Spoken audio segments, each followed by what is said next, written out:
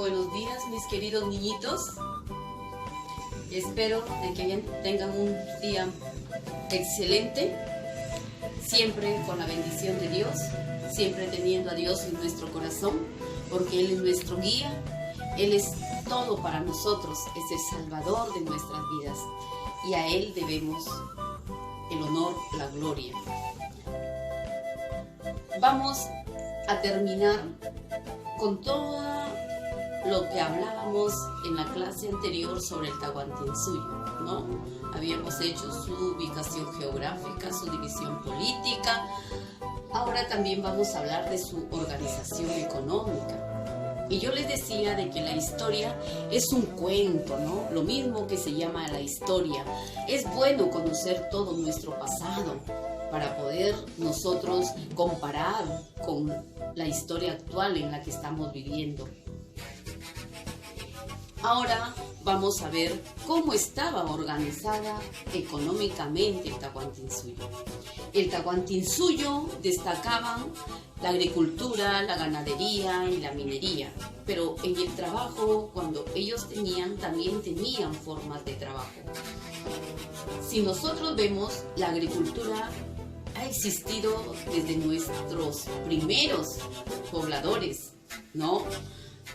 Pero ¿por qué era la agricultura una primera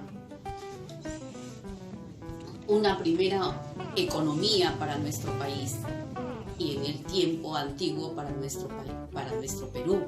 Porque cuando ellos cultivaban la oca, el zapallo, de eso sobrevivían ellos. Ellos se alimentaban de lo mismo que cultivaban y cosechaban, ¿no?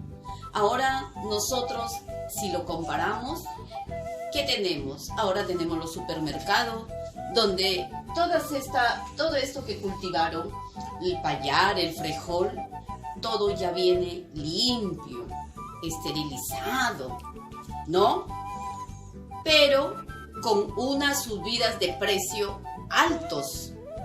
Imagínense cómo ellos iniciaron, cultivaron para comer nosotros, para alimentarnos. De lo que ellos sembraban, se alimentaban, no costaba nada. Pero ahora nosotros, todo, no podemos sembrar en nuestra casa y decir, voy a poner una semillita de un frijolito para que este frijolito me dé y después con eso alimentarnos, ¿no? Imagínense ellos cómo vivían de lo mismo que trabajaban. ¿Y qué cultivaron? Cultivaron el maíz, la oca, el zapallo, el frijol, el payar. Imagínense qué alimentados eran. Y de esas tierras fértiles, de esas tierras que abonaban, esas tierras que ellos mismos araban, niños. Y en la ganadería criaban ellos mismos también sus animales para que les sirvan de alimento, pero no solamente de alimento, sino la lana, ellos tejían, las mujeres. ¿Para qué? Para que ellas mismos vistan, hagan sus prendas de vestir. En la minería, ¿qué explotaron? Explotaron el oro, la plata, el cobre, para que ellos mismos fabriquen sus herramientas, ¿no? Sus utensilios. Ahora nosotros, ¿qué somos? El Perú somos explotados por otras transnacionales, por otros países que nos llevan nuestros recursos, nuestras riquezas a otros lugares para que sean beneficiados. Y sin embargo, los peruanos, que somos los dueños de estas riquezas, imagínense, no tenemos nada, seguimos siendo explotados porque seguimos trabajando, ¿no? Para poder llevar un sustento a nuestro hogar. Imagínense, en ese tiempo también había un poco de explotación, se iniciaba la explotación. ¿Por qué? Porque el trabajo era de 3 formas: el aini, la minca y la mita. ¿Qué era el aini? Ellos se ayudaban entre ellos, sembraban, era colectivo y ellos mismos se ayudaban. En la minca, el trabajo que realizaban los miembros Dice, en el Anju eran en las tierras del sol. Y aquí ya iban pagando un impuesto por su trabajo. En la Minta el trabajo lo realizaban los mayores de 18 años. Pero ¿cómo realizaban este trabajo? Imagínense, esos de 18 años mayores, jóvenes, lo hacían porque ahí construían caminos, el Estado, y hacían las obras. ¿Para qué? Canales, edificios. Y este era otro impuesto de trabajo. También nosotros podemos ver la educación incaica, como era antiguamente. En la educación también habían privilegios. Imagínense, o sea que desde esos tiempos ya el hombre ya iba teniendo otros conocimientos, los conocimientos de tener más, ¿no? De ir viendo.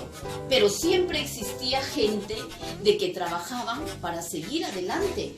Aquí tenemos a los Aymara. Y acá existía la educación estatal.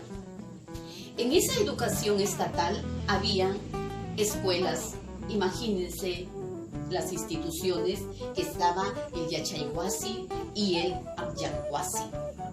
El Yachayhuasi le llamaban la Casa del Saber y funcionaba en el Cusco. ¿Y qué hacían? Allí estudiaban los hijos de los nobles, del Inca, de los funcionarios. ¿Y qué enseñaban ahí? Allí enseñaban el Rumancini, enseñaban la religión, enseñaban arte, enseñaban el manejo del quipus. En el manejo del quipus era la matemática que nosotros ahora tenemos como área, matemática. En ese tiempo era el quipus porque ahí les enseñaban a contar. Y su maestro, imagínense, el maestro allá le llamaban amauta, así como nosotros acá tienen muchos sinónimos, maestro, profesor, docente, allá era el amauta. De igual modo enseñaban los poetas. ¿Y cómo se llamaban los poetas? O arabicus y los quipucamayop. También tenían otro tipo de escuelita, el Anyahuasi. Ahí era la casa de los escogidos. En esto eran de las vírgenes del sol. ¿Qué es lo que hacían? Que eran destinadas al culto del sol. O sea, ahí que les enseñaban todo lo que era textilería para hacer mejor los vestidos del Inca. Y enseñaban los quehaceres domésticos. Ahí se mantuvo bajo la dirección de las mamaconas, que a ellas les llamaban acá en el Anyahuasi. En la educación popular, la educación del pueblo, dice que practicaban el Akyu. ¿Ya? El Akyu. Y era una comunidad que enseñaba a conocer la naturaleza. Ahí les enseñaban lo esencial y ejecutaban ritos y practicaban los usos, las costumbres, las tradiciones, todo lo del pueblo. Pero ellos tenían un código moral. Tenían, ahora sí, como nosotros, les pongo un ejemplo, nos dan normas para esta pandemia y nos dicen que debemos de usar el tapabocas, que debemos de lavarnos las manos, que no debemos de estar en grupos, ¿no? Pero en esos tiempos era más riguroso. Ahora, en nuestra época, existe la delincuencia, existe el egoísmo, existe la envidia, tantas cosas antivalores que hay. Pero en ese tiempo tenían un código moral, como si yo les dijera algo, lo que les obligaba y que les decía lo que no deberían de hacer, que era Amasúa, que decía, no seas ladrón. Amaqueya, no seas perezoso. Esas eran sus lemas de ellos para poder trabajar. Y Amayuya, no seas mentiroso. Entonces tenían ellos un código moral para que ellos se rijan y poder tener una disciplina.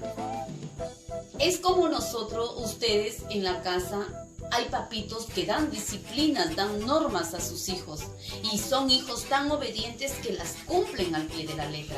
No son perfectos, pero tratan de llevar una buena disciplina para el mejor engrandecimiento de su familia.